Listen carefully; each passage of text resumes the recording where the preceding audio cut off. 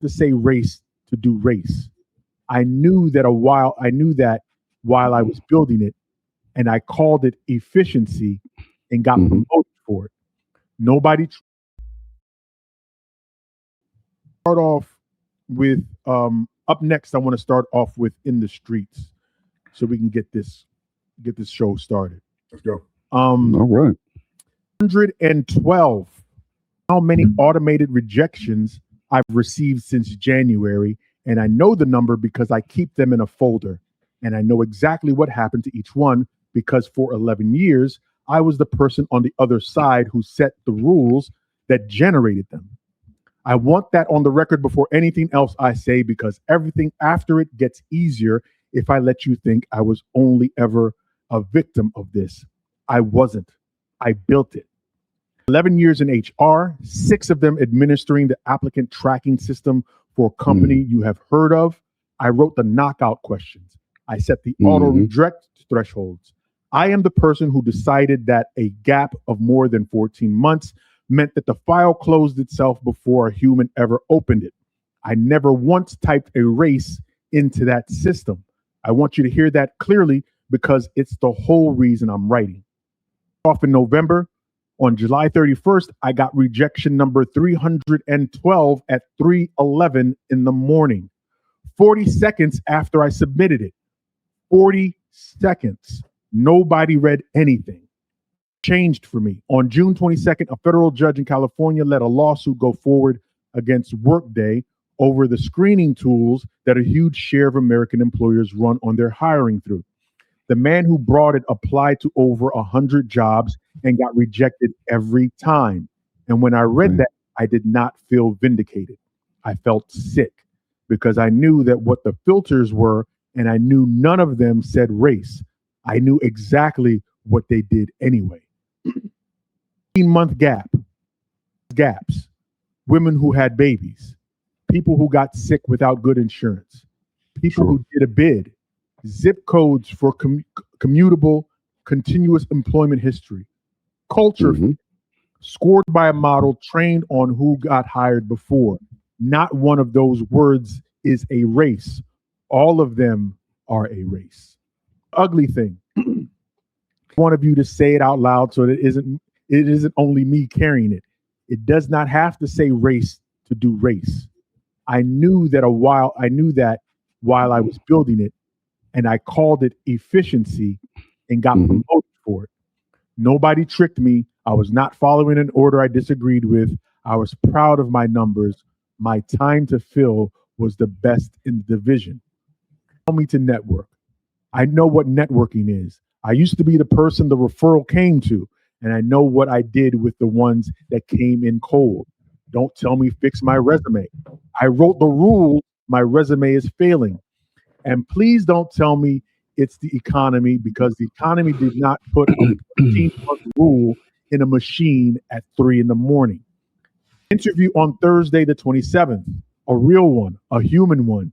I need three specific things from the three of you in this order. First, tell me whether I say what I used to do, not whether I should be ashamed, whether I say it in that room out loud to people deciding. The law fixes this. Or if I'm asking the government to referee a game it stopped showing up to. Somebody at that table should tell me if I'm naive, if that's what you think. And this is the one I actually can't get past. I want to know if the 11 years count for anything, or if the only honest thing is that I helped keep people like me out, and now the machine can't tell us apart. Answer them in that order. Don't skip the third one because it's the interesting one. Danielle from Milwaukee, Wisconsin. So, what's up? Which one of you guys wants to go first? I thought Crush would go first, given his HR. HR. Yeah. Background. Yeah. Go. Hi, Well, Danielle. well, all right. Question one, please. Can I have question one, please? Yeah. First, tell me whether I say what I used to do, not whether I should be ashamed, but whether I say it in that room out loud to the people deciding. Yeah. No. Don't hide your background. Don't hide your past. If anything, the transparency will It only enhances your integrity in that interview setting. And it's a matter of self-awareness and being able to reflect honestly on where you did contribute to this process and what you are honestly grappling with it and carrying with you into the next position, which in a way is healthy because it can only prepare you for the challenge for those challenges ahead. I want L to go ahead and jump on. Oh yeah, please go ahead. What is question number 2, my man? Question number 2. Tell me if a law fixes this, or if I'm asking the government to referee a game, it stops. No, it doesn't. It doesn't. I'm sorry, it doesn't. It doesn't fix this. Laws do not fix this type of bias, and I'll say bias in a nice way. Laws don't fix this. We've had a number of laws over the years to address. I mean, we can go back to the Civil Rights Act, Brown versus Board, Plessy versus Ferguson. We can keep going. We can go to current. None of those things, the George Floyd, none of those things will fix this. There is no law that's going to fix this. And what I think will fix it, but no law, to answer the question, no law is going to fix this. But yes, intent can be irrelevant if a discriminatory impact, they call it a disparate impact. And disparate just means different, right? The impact of this decision, of this algorithm, of this facially neutral, whatever it is, impacts certain protected groups differently than others. And again, it's just like the experience range we talked about. That is facially neutral, right? It doesn't say we only want people of this age. But when it is applied, it tends to screen out many more older workers than younger workers, right? And so intent can be irrelevant. It might not have ever occurred to the HR group or the hiring managers or whoever was setting out the parameters. That's right. And that is very scary to a lot of employers, that you can be held liable for something that has can go on that may highlight the inaccuracies, the biases, how they come about, and all those things. But as we have learned, white supremacy is one of the most adaptable viruses that we've ever seen on this planet. It has the ability to shift, change, create, divide, all things, and it continues to grow and thrive and infect people on a daily basis. Can unions help in this case? Say that again. Unions, can they have a certain stance in this? That it is recognized that over 80%, overwhelming majority of companies right now are using, for lack of a better description, tainted AI practices to basically filter out and go through the hiring process. And we already know that many of these AI developed resources, whether it's facial recognition, whether it's all of the things that we've talked about on this show ad nauseum, are not geared towards injecting Black people or people of color, for that matter, in the test pools that they use as their filter. So when these names come through, when these pictures come through, when these backgrounds come through, it may not say distinctly that it is a racial thing, but it has not filtered or taken race into consideration, and ultimately ends up cutting these people out. So go ahead. There was a study, 2025 study done that says that AI hiring tools don't just learn biases. AI forms new biases based on the previous ones that they put in. Yeah, based off of it previously. So basically, the way this study is phenomenal. It's mind blowing because we assume that AI is some separate entity that is absent of human fingerprints on it. When it scours, like ChatGPT will scour Google for things, and Google already has racial dynamics on it, so it influences and creates new biases. So it's especially if you've already said it, that they're already the people that are actually creating the software and updating already have these implicit biases that they put into the software, into the code, and even companies that are trying to reduce the size of these AI systems and make them very custom and base them on their knowledge base and their legacy systems and their history, may sudden you're feeding specific patterns that that you're getting from the schools they went to, they got, how much money they earned, where they went to after work. The biases already that exist in the workplace environment. And you're already feeding a succession of white men making a certain amount of money, getting a certain education, who are always reinforcing the culture of this culture of the objectives of the company. And so that AI is like, well, okay, the ideal employee looks like A, B, and C, and looks like a white male, educated by this, and they're white, and they're this. Instead of what a naturally existing being, in the gene pool is ingesting more Asian more foreign material to fortify itself in a larger context. You know what I'm saying? Let me go ahead and answer this third question. It's not just a racial dynamic either, because I want to be clear. I know we're three black men. It's a racial dynamic and a racial bias and a racial thing that is taking place. This has a profound effect on gender.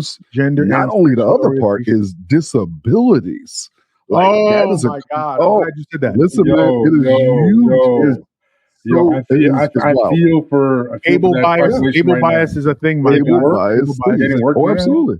Getting support. And it says there's data out there that says 9 out of every 10 company are using AI hiring tools to screen the process. I mean, so you go to LinkedIn uses it, all these different places. And with the economy being as bad as it is, and the number of people who are looking for jobs, completely out of the job market altogether. And part of the worst part about it, though, is this. And it's a catch-22, or it's a cyclical thing. And you guys tell me if I'm tripping or not. Yeah, you're tripping. Probably. What's that, sir? There are these quote-unquote experts that come out and they tell you, this is how you finesse AI so that you can get your job past X, Y, and Z. The companies recognize that you are using AI to finesse to try and get your resume passed. And then they do what? They then put blockades and tailor that thing so that you cannot use AI the same way to get your resume while using passed. AI to do it. Professors and teachers complaining that their students are using AI, but they're using AI to detect the students using AI. It's like, woo. It's like a Spider-Man meme. You point at each other, I point at each other. Yeah, but it's dastardly, man. And it is. So, even to bring it down even further, so we know that school is just beginning. School is starting back up, right? Teachers are getting prepared and teachers are going back on. And there was a number of teachers who were offering shortcuts and showing little video clips of how to do classroom management or to prepare IEPs or prepare lesson plans. And they'll show a little clip of how they do it. And then they'll say, comment, teach. If you want to, and I'll send you that. And 9 times out of 10, my guy, it's all AI generated stuff. And it's like, listen, stuff is not going anywhere. We know that it's getting worse. It's getting things, but it's wild. It's wild out in the streets when it comes to the AI, man. It is crazy. You saw what Claude did. Claude tried to put a watermark on their stuff, but you saw what the people did immediately. People came out. Now, one thing I'm noticing though is that people's appetite for AI's limits with graphics is hitting a zenith.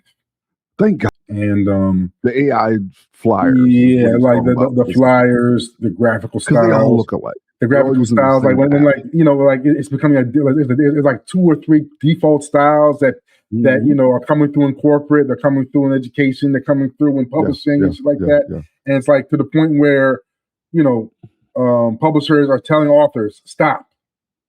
Get a photographer.